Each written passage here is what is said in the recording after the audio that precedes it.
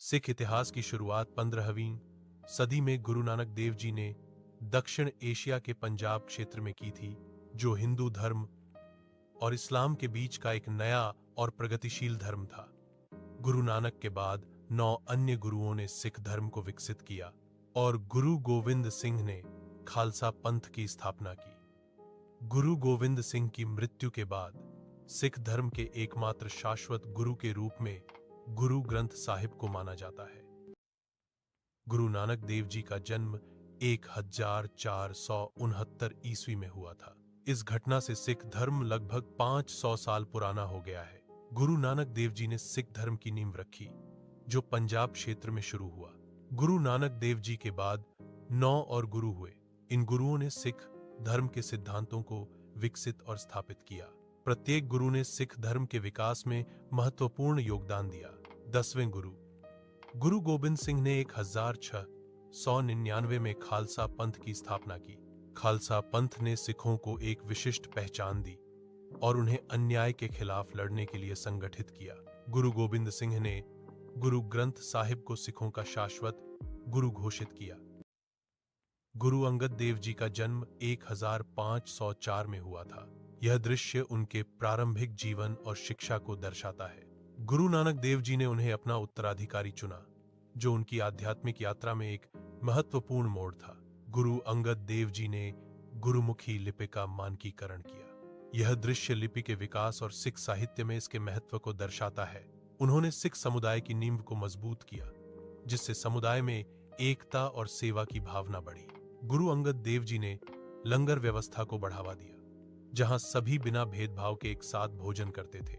लंगर की स्थापना सामाजिक समानता और समुदाय सेवा का प्रतीक है। उन्होंने गुरु नानक देव जी के भजनों को संकलित करना शुरू किया, जो गुरु ग्रंथ साहिब का महत्वपूर्ण हिस्सा है। गुरु अमरदास जी का जन्म 5 मई 1479 को गांव बासरके में हुआ। उनके पिता का नाम तेजभान और माता का नाम लक्ष्मी था। यह दृश्य उनके प्रारंभिक जीवन और पारिवारिक पृष्ठभूमि को दर्शाता है। गुरु अमरदास जी ने गोइंदवाल साहिब की स्थापना की। उन्होंने वहां 84 स्तरीय बावली का निर्माण करवाया। इससे गोइंदवाल सिखों के लिए एक महत्वपूर्ण पूजा स्थल बन गया।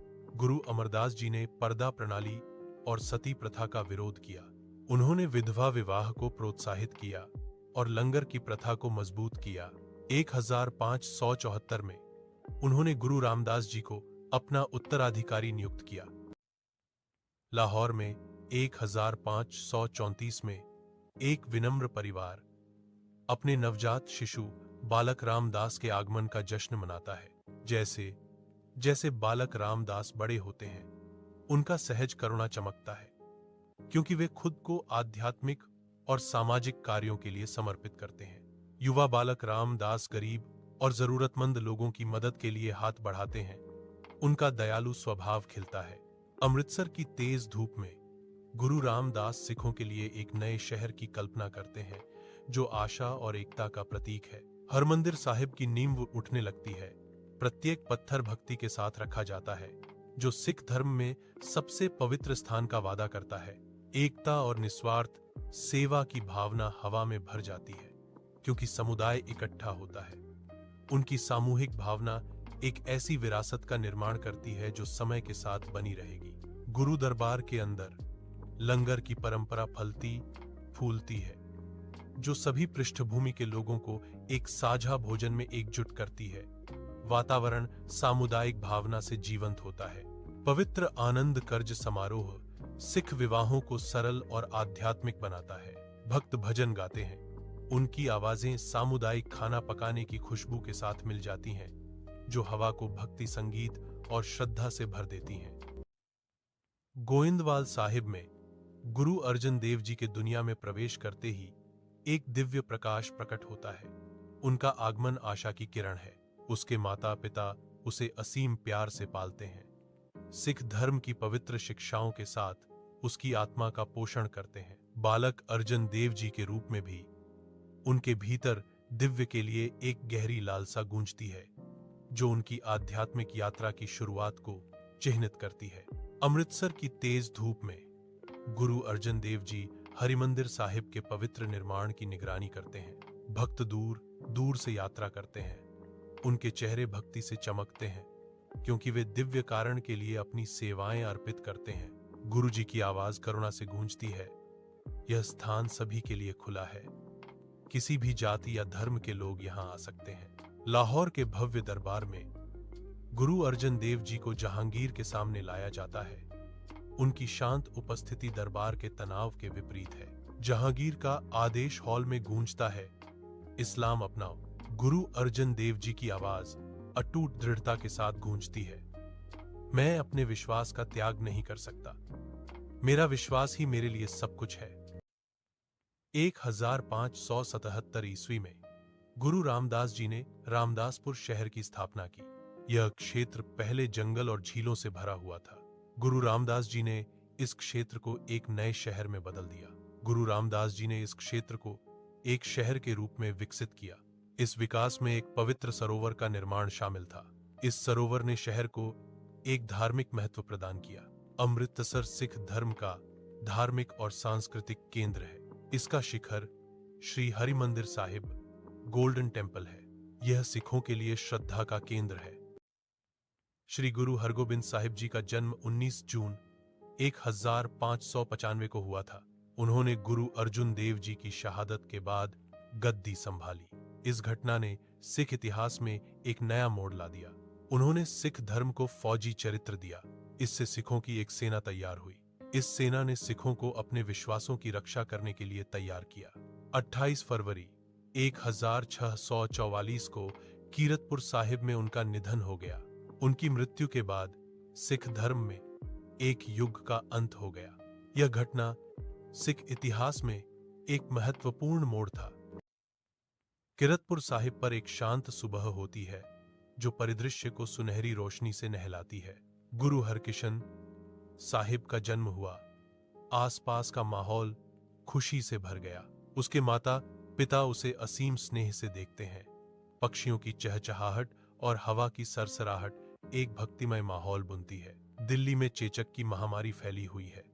भीड़ भाड़ वाली सड़कों पर संकट की चीखें गूंज रही हैं क्योंकि बीमारी का साया गहरा रहा है। निराशा के बीच गुरु हरकिशन साहिब खुद को पीड़ितों के लिए समर्पित करते हैं। उनका हर कार्य करुणा की किरण है क्योंकि वह दवा और सांत्वना देते हैं।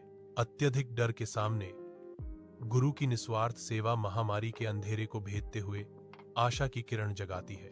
गुरु हरकिशन साहिब बिस्तर पर कमजोर पड़े हैं। चेचक के निशान स्पष्ट हैं क्योंकि उनके दुखी अनुयायी उनके चारों ओर इकट्ठा होते हैं। अपनी कमजोर होती स्थिति के बावजूद गुरुजी एक शांत शांति का अनुभव करते हैं जो अपने भक्तों को धैर्य और निस्वार्थ सेवा के लिए प्रेरित करता है। एक शांतिपूर्ण आह के साथ गुरु हरकिशन साहिब दुनिया से विदा लेते हैं। अपने पीछे उन लोगों के बीच गहरा दुख छोड़ जाते हैं जो उनसे प्यार करते थे। गुरु गोबिंद सिंह की आत्मकथा बचित्र नाटक में हेमकुंड साहिब का उल्लेख है। यह उल्लेख इस स्थान के ऐतिहासिक महत्व को दर्शाता है। बचित्र नाटक हेमकुंड साहिब के बारे में जानकारी का प्राथमिक स्रोत है। हेमकुंड साहिब उत्तराखंड के चमोली जिले में स्थित है। यह 7 चोटियों से घिरा हुआ है जो इसे एक अद्वितीय भूभाग बनाता है। यहाँ एक झील हेमकुंड भी है जो इसकी सुंदरता को और बढ़ाती है। माना जाता है कि गुरु गोबिंद सिंह ने अपने पिछले जन्म में इस स्थान पर कठोर तपस्या की थी। यह तपस्या इस स्थान को सिखों के लिए एक महत्वपूर्ण तीर्थ स्थल बनाती है। यह स्थल गुरु गोबिंद सिंह के आध्यात्मिक महत्व को दर्शाता है।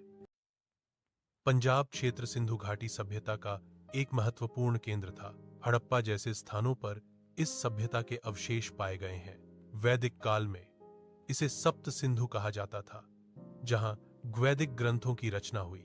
712 ईस्वी में मोहम्मद बिन कासिम ने इस क्षेत्र को जीता, जिससे इस क्षेत्र में इस्लामी प्रभाव की शुरुआत हुई। 1524 से 1739 तक पंजाब मुगल शासन के अधीन रहा, जिसने इस क्षेत्र की संस्कृति और प्रशासन को प्रभावित किया। 1799 में महाराजा रणजीत सिंह ने सिखों के शासन को स्थापित करते हुए पंजाब को एकीकृत किया, जिससे एक नए युग की शुरुआत हुई। 1849 में दूसरे एंग्लो सिख युद्ध के बाद ब्रिटिश ईस्ट इंडिया कंपनी ने पंजाब पर नियंत्रण कर लिया।